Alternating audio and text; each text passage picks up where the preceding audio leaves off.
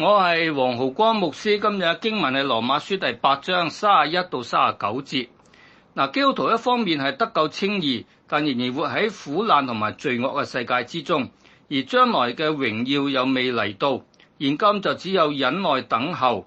等候好似一個靜態，但神嗰邊呢，佢係好忙碌嘅。保羅喺第28節講咗5點關於神嘅動態。第一，神正在作工；第二係為咗我哋嘅好處；第三係佢喺萬事上作工；第四就係為愛佢嘅人。第五咧就佢對被召嘅人有計劃同埋目的。跟住咧佢又講出5個工作嘅保證。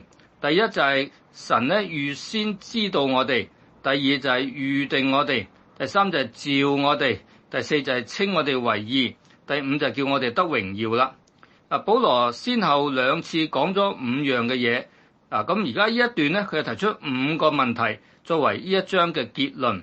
佢咁樣問係因為神原來係咁活躍嚟幫助我哋嘅。第一個問題，神若幫助我們，誰能敵擋我們呢？如果呢個問題冇咗前面一半，只係問誰敵擋我們，相信係一匹布咁長啦。單單係35節提到刀劍，到咗38節提到咧靈界勢力，就已經話俾我哋知敵擋我哋嘅到處都係。但前面有一句話，神若幫助我哋，就已經說明神預先知道我哋，又預定我哋，又召我哋，又稱我哋為義，又叫我哋得榮耀。神咁樣幫助我哋，咁又有邊個可以敵擋我哋呢？咁呢個問題呢，答案就係冇嘅。第二個問題啦，神既不愛惜自己嘅兒子，為我哋眾人捨了，豈不也把萬物和他同白白賜給我們嗎？如果保羅只係問神有冇將萬物賜俾我哋，大概我哋咧會覺得我哋有好多大大小小嘅要求，不見得每一樣神都俾。但保羅嘅問題咧係先有一個大前提，就係十字架。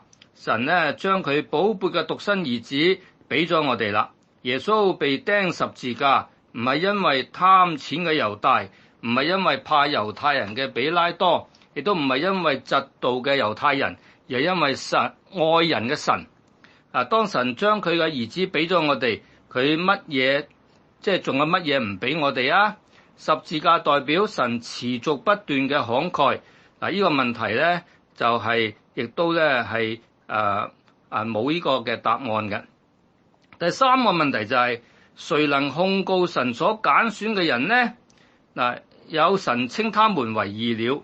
如果保羅只係問誰能夠控告我哋，至少我哋嘅良心會控告我哋啦，魔鬼會控告我哋啦，周圍啲人都會控告我哋。但神作為法官佢已經宣判我哋無罪，我哋係義人，咁仲有邊個可以控告我哋呢？所以都係冇答案㗎啦。第四個問題係誰能定他們的罪呢？有基督耶穌已經死了，而且從死裏復活，現今在神的右邊，也替我們祈求。的確有好多人要定我哋有罪，但耶穌一死呢，代表定罪係喺佢身上。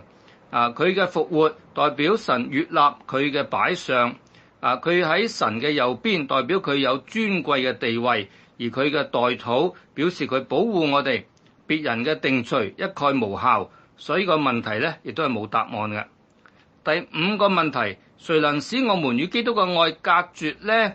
保羅提出咧10個不是嘅答案嘅答案，咁結論係冇一樣可以叫我哋同神嘅愛咧係隔絕嘅。所以從28節到39節，保羅一共提出15樣嘅保證，使我哋身在苦楚之中咧，仍有把握得勝。神並冇保證我哋不受苦難，但佢保證神嘅愛唔會同我哋隔絕。呢個愛喺十字架上表露出嚟，藉住聖靈澆灌落嚟，我哋亦都用呢個愛去回應神。我哋對我對呢個愛咧人嘅愛咧唔一定可靠，但係神嘅愛咧係一定可靠嘅。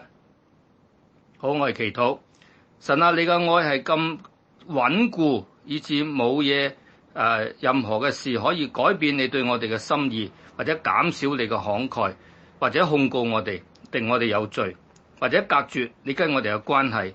多謝主你嘅大愛同埋偉大嘅工作，奉耶穌基督嘅名祈禱，阿門。